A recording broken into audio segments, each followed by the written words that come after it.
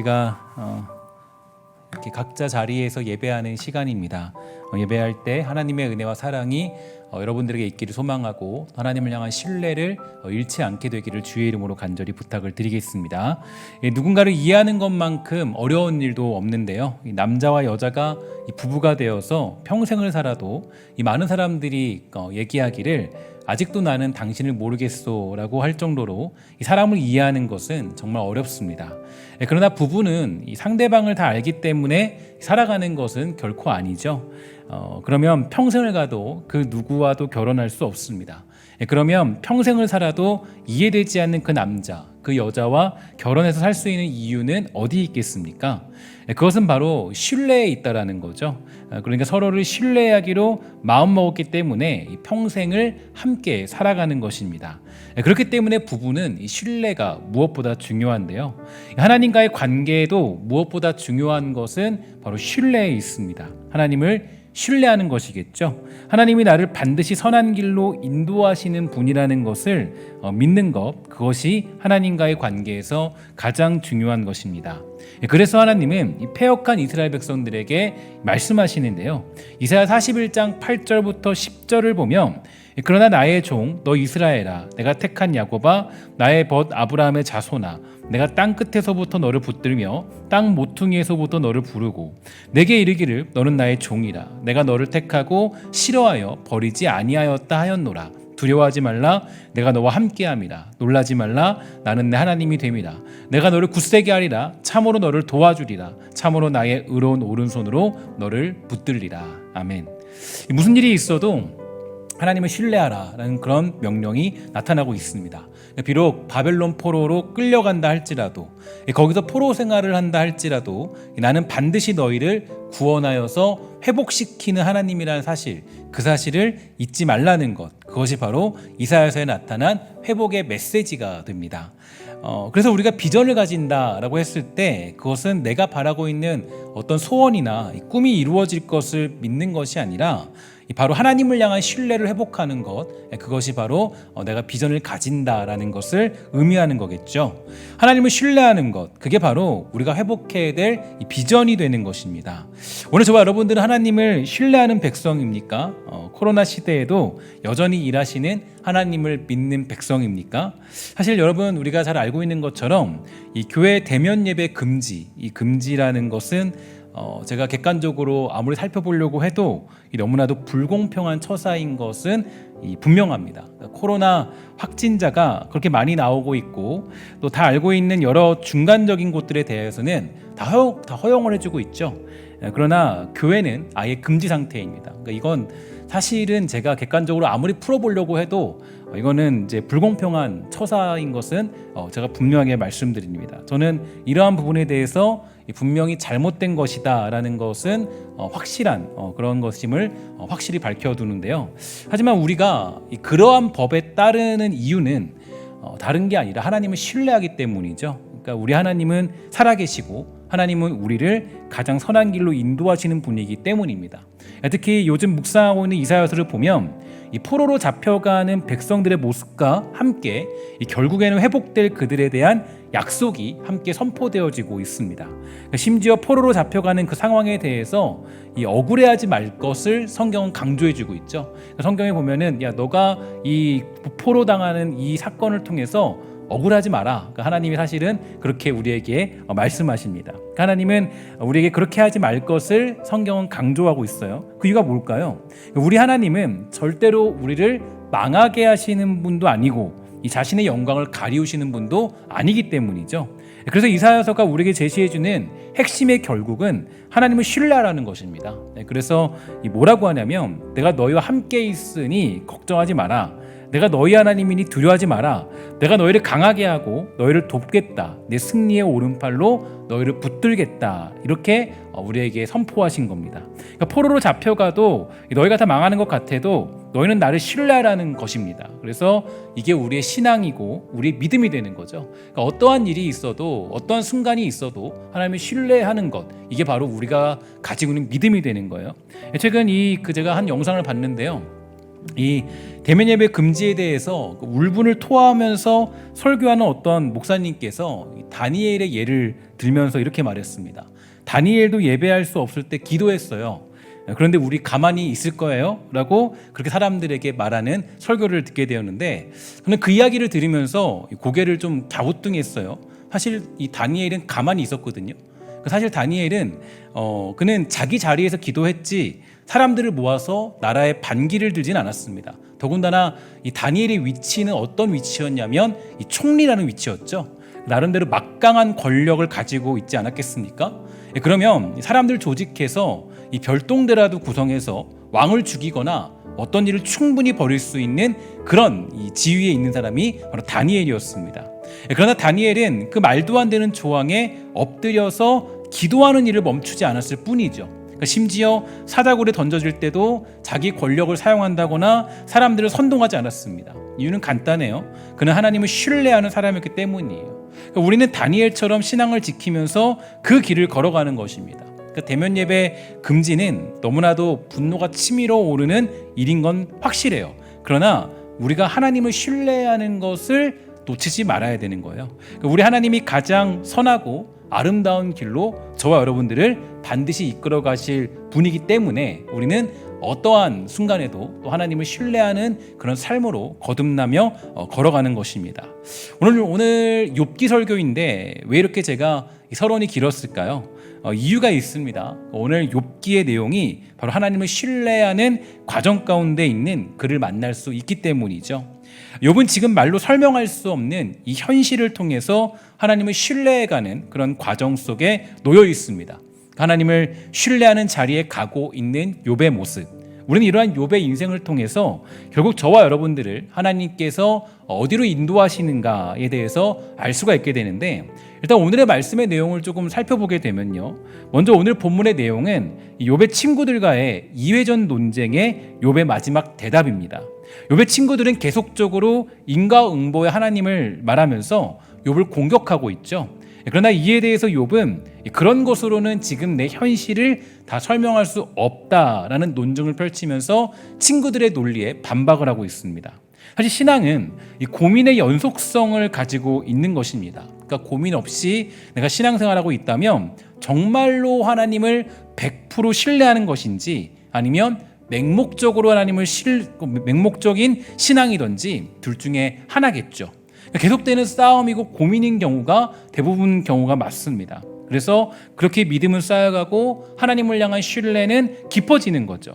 지금 욥은 이 수많은 고민과 싸움 속에서 하나님을 신뢰하는 가정 가운데 있는데요. 근데 친구들이 와서 자신을 괴롭히는 상황이 되어버리고 말았습니다. 그러니까 2절을 보면 쉬운 성경에 이렇게 표현하죠. 내 말을 잘 들어보게나 나를 좀 위로해주면 안 되겠나? 내가 말할 동안만이라도 참아주게나? 내가 말을 다 한 후에는 조롱해도 좋네 라고 하면서 제발 친구들에게 그만해라라고 부탁을 하는 욥의 모습을 살펴볼 수 있습니다. 우리도 그렇습니다. 하나님을 신뢰하는 과정 가운데 있는 사람들에게 굳이 내가 답을 내려주려고 하지 마십시오. 그러니까 우리는 그가 하나님을 신뢰하는 과정 가운데 있다라는 것을 기억하고 기도해주고 격려해주는 것입니다. 그런데 많은 경우 우리가 어떤 상황에 처할 때가 있냐면, 우리는 욥의 친구들처럼 이 모든 것을 다 알고 있는 양 답을 내려주려 할 때가 많이 있게 되죠. 사실 욥의 친구들의 주장도 이 충분한 근거가 있는 해답입니다. 그들의 말이 틀리지 않아요. 하지만 문제는 지금 욥의 문제를 해결하기 위한 답이 되지 않는 거예요.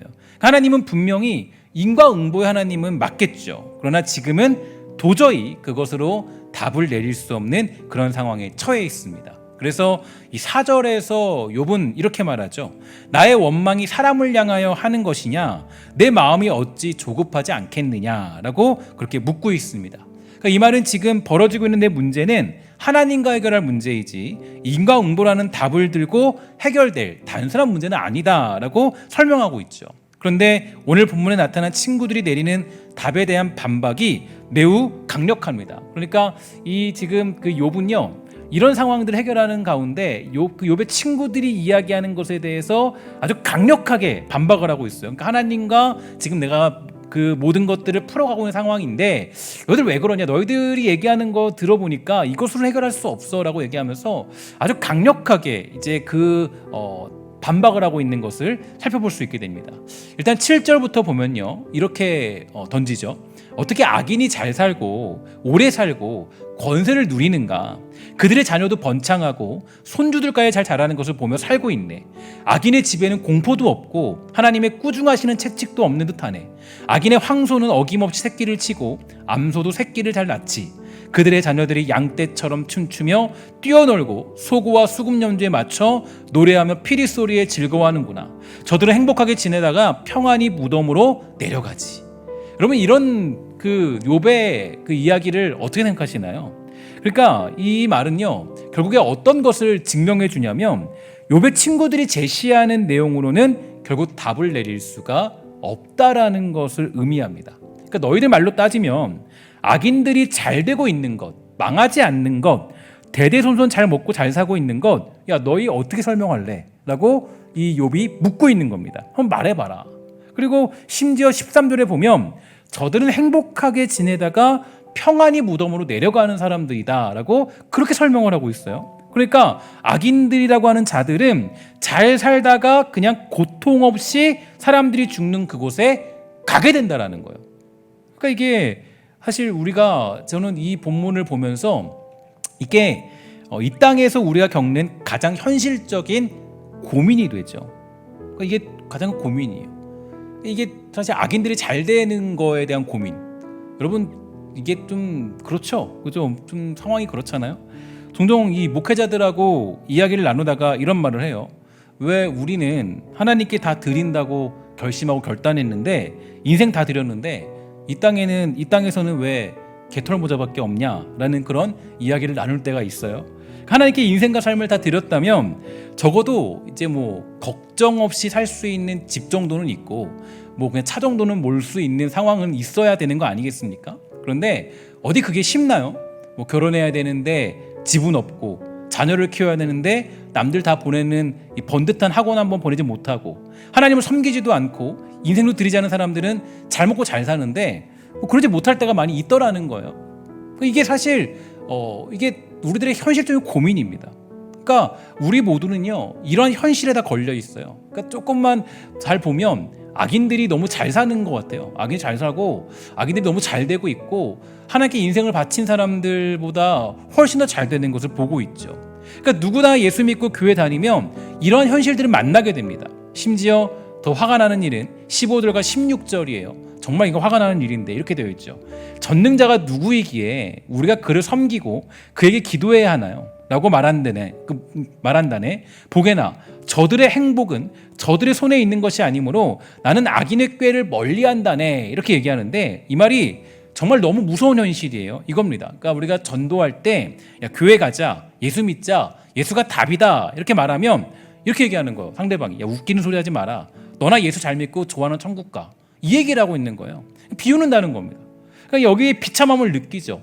분명히 진리는 예수이고 구원받는 길은 예수님께 있는데 그 말을 들어도 잘 되는 악인들은 콧방귀도 끼지 않는다는 것입니다. 이뿐만이 아니에요. 계속적으로 어떤 욥은 친구들에게 말하죠. 악인들에게 하나님이 갚으신다는들 야 그게 뭐 그리 대수냐. 악인들이 갚으시려면 악한 자들에게만 고통이 있어야 되고 죽음이 있어야 되는데 그렇지 않지 않냐. 너나 나나 우리가 살아가는 모든 사람 가운데 불특정 다수가 다 고통당하는 인생이거나 아니면 좋은 인생이거나 이런 인생 살고 있지 않냐라고 그렇게 욥이 반박하고 있습니다. 그러니까 이 얘기를 봤을 때는 욥의 친구들의 논리가 완전히 틀린 거죠. 그래서 22절과 26절을 보면 이렇게 되어 있습니다. 그러나 하나님께서는 높은 자들을 심판하시나니 누가 능히 하나님께 지식을 가르치겠느냐. 어떤 사람은 죽도록 기운이 충실하여 안전하며 평안하고 그의 그릇에는 젖이 가득하며 그의 골수는 윤택하고 어떤 사람은 마음의 고통을 품고 죽음으로 행복을 맛보지 못하는도다. 이 둘이 매 한 가지로 흙 속에 눕고 그들 위에 구더기가 덮이는구나. 꼭 악한 자들만 그렇다는 건 아니에요. 그러니까 악한 사람들만 구더기가 덮인다거나 악한 사람들만 고통을 당한다거나 악한 사람들만 어떤 그런 문제를 당하거나 그러지 않고 악한 사람이나 착한 사람이나 뭐 형신한 사람이나 어떤 사람이나 불특정 다수들이 다 똑같은 죽음을 맞이하고 그런 어떤 고통을 당하기도 하고 아픔과 즐거움을 당하기도 한다라는 거예요. 그러니까 인과응보로는 하나님의 섭리와 계획, 그분의 뜻을 다 설명할 수가 없다라는 것입니다. 그런데 욥의 친구들이 계속적으로 자기 생각과 결론을 욥에게 강조하니까 욥이 미칠 노릇이 되는 거예요. 그래서 욥이 친구들에게 뭐라 그러죠? 34절. 그러니 어떻게 자네들이 헛되이 나를 위로할 수 있겠나? 자네들 대답은 하나같이 다 거짓말이네. 맞죠? 사실은 그게 맞죠. 사실은 인과응보의 하나님으로는 자기 삶을 지금 설명할 수 없고 인류를 설명할 수 없어요. 인과응보로 따지면 이 땅에서 악인이 잘 되는 일은 없어야 돼요. 욥의 인생이 완전히 이 망해 보인 것처럼 보입니다. 그는 지금 하나님을 불신하는 것처럼 보이고 모든 인간관계도 깨어져 버린 것처럼 그렇게 느끼는 것을 우리는 욥을 통해 볼 수가 있어요. 그러니까 욥은 지금 이 마지막 이 부분을 통해서 욥의 지금 모든 것들이 다 불신하게 됐어요. 그러니까 하나님에 대해서 불신하게 됐고 친구들에 대해서 불신하게 됐고 삶이나 어떤 현실에 대해서 불신하는 모습들. 그래서 욥을 보면요, 여러분 어떤 마음이 드나요? 저는 욥을 보면서 이 동전상련의 마음이 들었습니다. 그러니까 우리들 같죠? 우리들도 그럴 때 있잖아요. 좀 예수님 잘 섬기면, 그죠? 조금 더 잘 돼야 되는데 그러지 못할 때, 악인들이 잘 되는 걸 봤을 때, 그러니까 우리도 욥과 같은 현실에 놓일 때가 굉장히 많이 있어요. 그러니까 신앙생활에서 가장 큰 괴로움이 이 질문입니다. 제가 그러니까 욥기서를 보면 느낀 게 어디 있냐면 인간의 고통과 인간의 현실, 인간의 어떤 그런 성숙해가는 과정들을 너무 잘 설명한 거예요. 우리가 뭐 때문에 고민하는지, 무엇 때문에 우리가 힘들어하는지, 무엇 때문에 고통스러워하는지 이 부분에 대해서 욥이 잘 설명해주고 있어요. 솔직히 우리는 보통 신앙생활할 때 요셉이 총리된 사실을 꿈꾸면서 신앙생활하지만 현실은 욥이 당하는 현실이라는 것을 부정할 수 없습니다. 모든 게 다 끊겨버린 상황. 예수 잘 믿는다고 인간관계가 좋아진 건 아니죠. 그렇잖아요. 예수 잘 믿어도 가족관계가 끊어지는 사람도 많이 봤어요. 예수 잘 믿어도 뭐 친구 관계가 없는 경우도 많이 있어요. 예수 잘 믿어도 뭐 조롱하는 새 친구들 같은 사람 많은 사람 되게 많이 있어요. 그게 여러분 우리 현실이에요. 대부분 우리 그런 현실을 산다고요. 대부분 삶에 그렇습니다.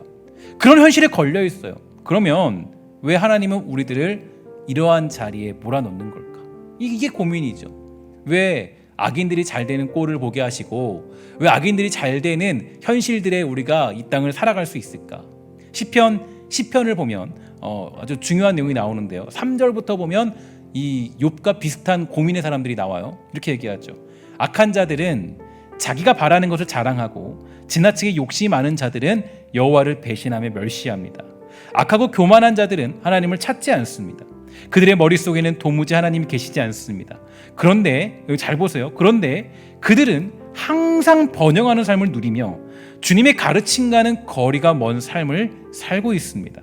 그들은 속으로 내게 나쁜 일은 하나도 일어나지 않을 거야. 나는 절대로 실패하지 않을 거야. 나는 절대로 실패하지 않을 거야 라고 말합니다. 그들의 입은 욕지거리와 거짓말 협박하는 말들이 가득하고 온갖 저주와 악한 말들을 내뱉습니다. 그들은 마을 근처에 몰래 숨어서 기다립니다.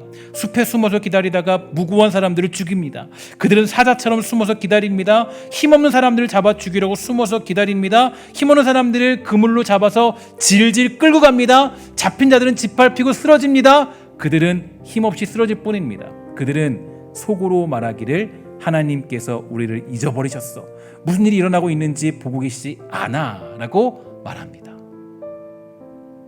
악인들의 모습이에요. 우리가 마주하는 현실이죠. 여러분 예수 안 믿는 사람들인데 떵떵거리며 잘 살고 대대손손 잘 사는 사람들 많잖아요. 여러분 사실 이거 부인할 수 없잖아요. 하나님이 그들을 내버려 두세요. 그리고 그들이 번영토록 두십니다. 그리고 어떤 경우에는요, 제일 좀 이렇게 화가 나는 게 너무 예수 잘 안 믿는데도 불구하고 너무 평안하게 사는 거예요. 너무 평온하게. 예수 안 믿는 사람인데 나는 예수를 믿는데 나는 막 불안하게 사는데, 그죠? 우리는 막 쪼들리며 살아가는데, 우리는 쫓기며 살아가는데 예수 안 믿는 누가 너무 평온하게 쫓기지도 않고 너무 평온하게 살고 있는 거예요. 이게 우리가 어떻게 해석하냐는 거예요, 이거를. 인과응보 하나님이 그러면은 하나님은 그들을 버려야 되고 그들을 무찔러야 되고 그들에게 종종 벌을 주셔서 망하게 만드셔야 되는데 오히려 그 악인의 길은 가도록 두시고 그 악인들에게 의인들을 발표 죽어나가고 있다는 현실의 고백이 시편 10편에서 나타나고 있죠. 그래서 이에 대해서 시인은 탄원해요. 탄원을 잘 보세요. 그러니까 이 악인들을 보면서 이렇게 탄원하죠. 12절 여호와여 일어나소서 오 하나님이여 주님의 손을 들어주소서 힘없는 사람들을 잊지 마소서. 15절 악인의 팔을 꺾으소서 악한 자의 악을 더 이상 찾아낼 수 없을 때까지 찾으소서 라고 외치고 있습니다. 하나님께 간절히 고백하죠. 제발 그들을 벌하여 주시고 의인들을 구원해 달라. 의인들을 구원해 달라. 그러나 이에 대한 결과는 다 알 수 없습니다. 시편 10편을 아무리 봐도요 결론이 등장하지 않아요. 악인들이 벌 받았는지 악인들이 다 그냥 엄청난 벌을 받았는지 이들이 다 그냥 다 뒤집어졌는지 여호와가 일어나서 정말 이들을 다 무찔러 버렸는지 그들의 팔을 꺾어 버렸는지도 알 수가 없습니다. 그러니까 이게 이 결론은 등장하지 않아요. 시편에서 어떻게 되었는지요. 탄원하고 있는 시인의 모습을 만날 뿐입니다. 그러니까 시편을 읽다 보면 이 탄원하고 있는 시인을 만나게 되는 그런 삶에 있죠. 그러니까 사실 그게 우리의 인생이 됩니다. 우리가 가는 길이 바로 이런 길이라는 거죠. 그러니까 우리는 대부분의 경우가 이 시편 10편의 고백처럼 또 욥이 오늘 21장에서 말한 것처럼 한수 섞인 그런 길을 걸어가고 악인들이 잘 되는 꼴을 보면서 살아갑니다. 오히려 예수 잘 믿는 사람이 망하는 것을 더 많이 보게 될 정도예요. 속상하죠. 그러나 이러한 일들을 통하여서 우리가 얻게 되는 그러면 유익은 뭐냐라는 거예요. 하나님이 지금 욥을 어디로 끌고 가냐라는 거죠.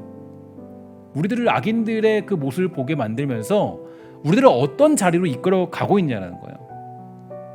그것은 바로 신뢰라는 겁니다. 하나님을 향한 믿음이죠. 그것이 하나님과 나와의 관계를 흔들 수 없다는 것입니다. 그 어떤 상황과 현실이 하나님과의 관계, 그 하나님이 나에게 약속하신 관계들이나 이 모든 것들을 다 흔들 수 없다라는 거예요. 서두에 보았던 그리고 오늘 묵상의 이 본문인, 그러니까 오늘 새벽의 묵상인 본문의 말씀을 여러분 기억하십니까? 이렇게 얘기하죠. 그러나 나의 종 너 이스라엘아 내가 택한 야곱아 나의 벗 아브라함의 자손아 라고 얘기하면서 우리는 전능하신 하나님, 창조주 하나님과 특별한 관계에 있다라는 것을 우리가 배웠습니다. 이 사실을 우리는 잊지 말아야 돼요. 그러니까 우리는 하나님의 종이고 택한 백성이고 하나님의 벗이에요.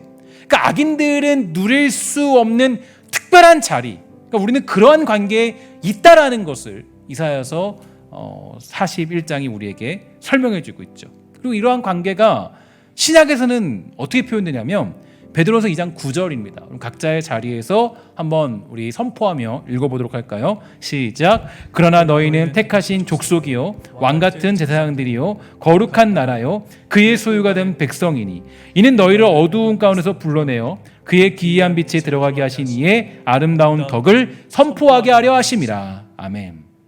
그러니까 이게 왜 우리에게 중요하냐면 어떤 얘기냐면 이런 모든 상황을 통해서 우리에게 확인되고 또 우리에게 나타나고 우리가 믿음으로 회복할 수 있는 것은 어떠한 상황과 현실에도 흔들리지 아니하는 하나님의 약속이라는 거예요.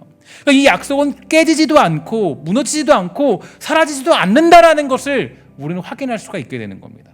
그러니까 하나님께서 반드시 우리를 그 자리에 앉도록 하실 것이 분명하다라는 것을 여러 가지 상황과 어떤 악인들의 잘됨과 그 현실 속에서 우리는 확인할 수가 있게 되는 거죠. 그러니까 우리는 그런 상황을 만났을 때 흔들리지 않고 하나님을 신뢰하며 살아가는 것을 배우게 되는 겁니다. 여러분, 그러니까 신앙이라는 건요, 어떤 딜의 관계가 아니에요. 사업의 관계가 아니에요. 아까 제가 처음에 이 부부간의 관계는 뭐라 그랬어요?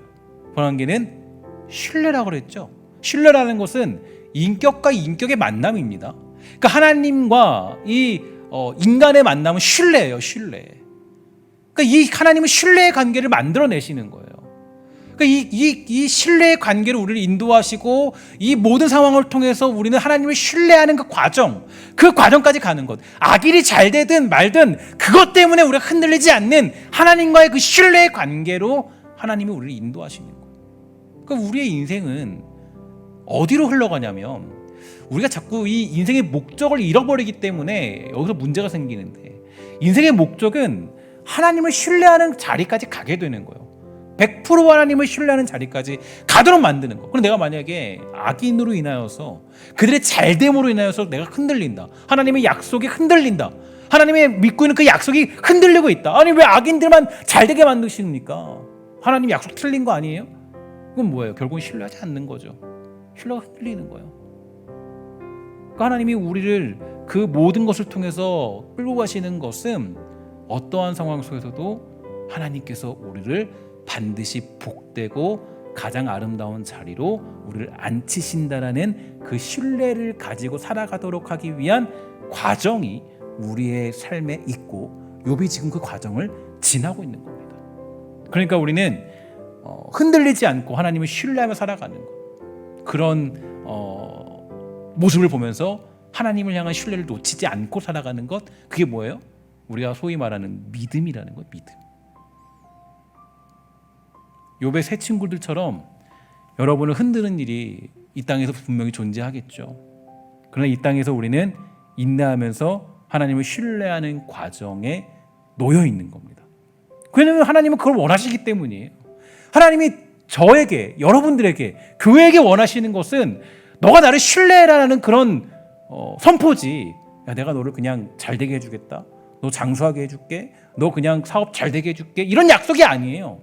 하나님의 약속은 너는 나를 신뢰하라는 거, 내가 너를 반드시 그 구원의 자리에, 반드시 그 약속한 천국의 자리에 우리를 앉히시겠다라는 약속을 신뢰하라는 거예요.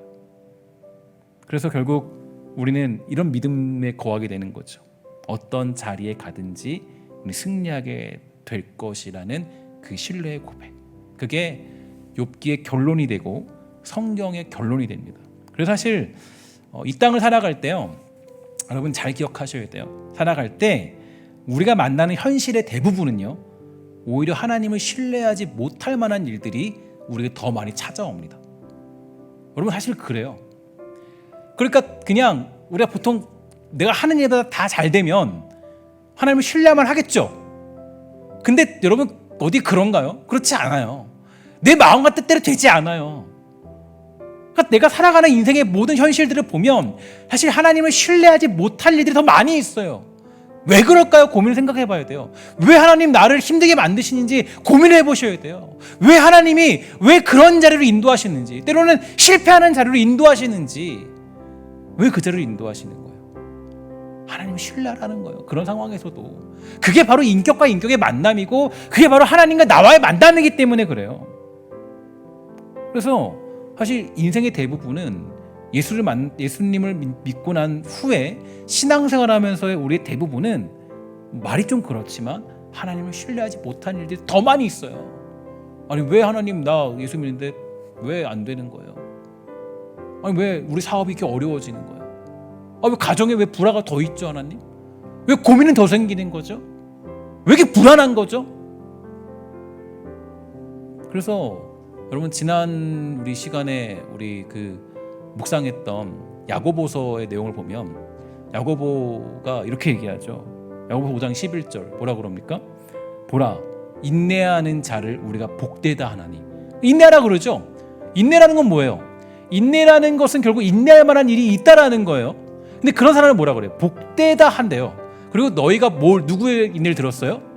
욥의 인내를 들었고 주께서 주신 결말을 보았거니와 주는 가장 자비하시고 긍휼히 여기시는 이신이라 라고 얘기합니다. 너무 중요한 얘기죠. 왜냐하면 이 얘기가 왜 중요하냐면 욥을 통해서 확인할 수 있는 게 있어요. 인내하는 자리로 하나님이 인도하셔서 그 인내하는 자리 속에서 그 욥이 겪었던 모든 인내를 들었고, 주님이 그 욥의 그 모습을 통해서 주신 결말이 있어요. 결말이 뭐냐? 욥이 확인하게 된 거예요. 이 말도 안 되는 자리에서 어떤 걸 확인하게 됐어요? 오직 우리 주님만이 가장 자비하시고 오직 우리 주님만이 긍휼히 여기시는 분이라는 것을 확실히 신뢰할 수 있는 자리까지 가게 된 겁니다. 그게 욥의 승리예요. 욥의 승리는 여러분 여러분들이 우리가 잘못 오해하는 게 그가 나중에 뭐 2배의 복을 받았고 어떻게 되었다. 그게 승리라 생각하지만 욥의 진짜 승리는 어디에 있냐면 하나님을 신뢰하는 온전히 신뢰하는 자리까지 가게 된 거예요. 여러분 욥의 서론을 기억하시죠? 서론이 어떻게 되었습니까? 사탄이 와서 욥에게 하나님, 그 욥이 그 하나님 신뢰하는 이유가 잘 돼서 그런 거 아니에요? 묻죠. 야, 욥 그렇지 않다. 하나님이 그래서 다 가져갈 수 있어. 근데 여기서 욥의 실체가 드러나긴 해요. 그런데 그 신뢰하는 자리까지 또한 이끌어가는 분은 또 누구세요? 하나님이시죠. 하나님이 그를 이끌어 가십니다. 그를 이끌어 가세요. 그러니까 이게 너무나도 우리에게는 중요한 사실이에요. 뭘 확인할 수 있냐면 하나님께서 그를 결국은 신뢰하는 그 자리까지 그를 인도하신다라는 것을 우리는 알 수가 있게 되는 것입니다. 그래서 결국 믿음과 신앙이라는 것, 우리에게 주어진 인생은 대부분의 무엇으로 해결할 수 있냐면 인내로 해결할 수 있는 겁니다. 신앙생활은 인내예요. 인내하는 길. 인내함으로 어떤 자리까지 가기 때문에 하나님을 온전히 신뢰하는 자리까지 가기 때문에. 그래서 제가 예전에도 한번 청년들 설교할 때 그런 얘기를 했어요.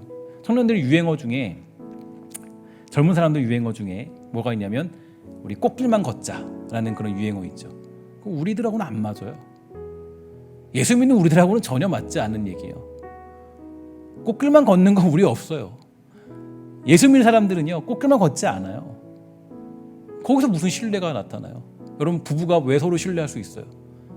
신뢰할 수 있는 건 뭐예요? 어려움을 같이 겪잖아요. 경제적인 어려움을 함께 헤쳐나가고 자녀의 문제를 위해서 서로 기도하고 엎드려서 그 말도 안 되는 상황들을 해결해 나가는 게 부부 아니에요? 그리고 거기서 뭐예요? 거기서 신뢰가 일어나는 거예요. 거기 신뢰가. 그러니까 하나님을 신뢰하는 과정도 그냥 단순히 내가 예수 믿어도 잘 된다 이걸로 신뢰하는 건 그거는 내가 받았기 때문에 신뢰하는 거죠. 받았기 때문에, 누렸기 때문에, 내가 가졌기 때문에. 그걸로는 신뢰라고 말할 수 없어요. 아니 돈 주면서 하는 거는 신뢰가 아니에요. 그래서 여러분 잘 아는 것처럼 우리가 사장과 또 예를 들어 소위 말해서 직원은 물론 신뢰하는 과정이지만 여기는 뭐가 있어요? 돈이라는 게 있죠. 돈이라는 게. 그러니까 여기서는 사실 100% 신뢰라는 게 없어요. 사실은 다 따져보면. 그런데 이런 것이 없는 상황에 모든 것을 다 내놓을 수 있는 게 진짜 신뢰죠. 진짜 신뢰. 그러니까 하나님의 지금 욥에게 원하는 것과 저와 여러분들이 요구하는 자리, 끌고 가는 자리, 하나님이 앉히시려고 하는 자리가 어디냐면 하나님과 인격과 인격적인 만남에 대한 신뢰의 자리까지 우리를 이끌어 가시는 겁니다. 그래서 이 악인의 문제들을 매번 고민하게 만들어요. 그리고 시편 기자도 보면요, 너무 재밌는 게, 여러분 시편을 이제 많이 읽어보신 분들은 아시겠지만 시편을 읽어보다 보면 너무 재밌는 게 있어요. 대부분의 불만이 어디 있는지 아세요? 다 악인들에 대한 불만이에요. 저 악인들 아까 시편 봤죠? 저 악인들 잘 되는 꼴을 저도 안 봤으면 좋겠어요. 하나님 제발 저들 좀 멸해 주세요. 아니 저놈들 왜 이렇게 잘 되는 거예요? 그게 지금 그 시편 기자들의 대부분의 고백이에요. 대부분 이것 때문에 화가 나는 거. 그런 과정을 지나면서 어디로 가는 겁니까? 그 악인들은 잘 되는데 나는 망해가는 그 과정. 그러니까 악인들은 잘 되고 있는데 나는 막 쪼그러들어가는 과정. 그 과정을 통해서 이 분노하면서 뭐래요? 그래도 결국 뭐라 그래요? 하나님은 나를 그래도 버리지 않는구나. 그래도 하나님은 반드시 나를 그 온전한 자리에 앉히실 것이구나. 그게 시편 기자들이 가지는 고백이 되는 겁니다. 그래서 저와 여러분들이 왜 부름받았냐? 왜 부름받았냐라고 묻는다면 이렇게 해석하면 쉽습니다. 하나님이 나를 자신만을, 그러니까 하나님만을 온전히 신뢰하는 자리로 인도하시기 위해서 우리를 부르셨구나. 우리는 그 길 걸어가는 거, 그 길. 그냥 단순히 내가 뭐 잘 되고 잘 먹고 잘 살고 이 문제를 떠나서 하나님을 신뢰하는 자리까지 우리를 인도하도록 하기 위해서 저와 여러분들을 이 땅에 부르셨고 예수 믿도록 우리 인생 가운데 허락해 주신 겁니다. 제가 마지막으로 생각해 보면서 코로나 이 단계를 기억해 봤어요. 4단계를 지나오면서 그러면서 생각을 한 게 정말 그런 것입니다. 교회는 하나님을 정말 신뢰했는가? 성도는 정말 하나님을 신뢰했는가? 그죠? 목회자는 정말 하나님을 신뢰했는가? 하나님, 우리 가진 거 다 없어도, 우리 누리는 거 다 없어도 하나님만을 제가 하나님이 반드시 우리를 그 자리로 인도하실 것을 믿습니다라는 고백으로 우리는 가고 있는가? 아니면 그냥 우리끼리 잘된 것으로 자화자찬하면서 그냥 그것으로 만족하며 살았는가? 어쩌면 지금 우리도 지금 마치 욥이 다 빼앗겼던 상태, 그 상태로 우리가 지금 가고 있는지도 모르겠어요. 그 고민하겠죠. 하나님, 교회 잘 돼야 되는 거 아니에요? 하나님, 우리 교회 이렇게 되면 안 되는 거 아니에요? 고민하겠죠. 그러나 그 모든 것들 속에서 하나님이 우리를 어떤 자리로 인도하시냐? 결국에는 너 다 완전히 다 잃어도, 다 없어도, 모든 걸 다 잃어버려도 너 나 신뢰하니? 너 나 신뢰해? 너 지금 가진 거 다 없어도 너 나 신뢰하니? 이 자리까지 우리를 이끌어 가시고 몰아가신다고요. 그게 우리가 가야 되는 길이에요. 그러니까 우리가 뭐 지금 현재 상황으로 분노할 수 있어요. 그러나 이것 때문에 하나님에 대한 신뢰를 놓치고 발끈하며 우리가 뭐 그렇게 할 필요까지는 없는 거죠. 사랑하는 여러분, 부탁드리는 건 지금 어쩌면 우리는 그 욥이 받는 그 고난 가운데 있는지도 모르겠습니다. 하나님이 우리를 어디로 인도하시느냐? 바로 우리를 신뢰하는 그 자리까지 우리를 인도하신다라는 것을 잊지 마시고 우리 인내하는 욥처럼 우리 그 자리를 당당히 걸어가는 아름답고 복된 신성의 권속 다 되기를 주의 이름으로 간절히 부탁을 드리겠습니다. 그래서 우리 이 길 걸어갈 때 하나님만이 남는 인생, 하나님이 반드시 여러분들과 저를요 그 자리로 인도하실 거예요. 하나님을 신뢰하는 자리까지. 그러니까 용기 잃지 마시고 우리 그 신뢰하는 자리까지 가기에 부족함 없는 복되고 아름다운 신성의 모든 권속들 다 되시기를 주의 이름으로 간절히 부탁을 드리겠습니다. 함께 기도하도록 하겠습니다. 하나님 감사합니다. 이 땅 살아갈 때 우리를 지켜주시고 우리를 긍휼히 여겨주셔서 우리가 주님 더욱더 사랑하는 그런 삶으로 거듭날 수 있도록 주님 허락하여 주시옵소서. 하나님만을 신뢰하고 하나님만을 따르고 하나님 앞에 엎드려서 오직 하나님만이 남는 그런 인생 될 수 있도록 허락하여 주시고 이 어려운 시대 속에서도 온전히 하나님만을 신뢰하고자 하는 복되고 아름다운 성도가 다 될 수 있도록 주님 허락하여 주시옵소서. 모든 말씀 예수님의 이름으로 간절히 기도합니다. 아멘.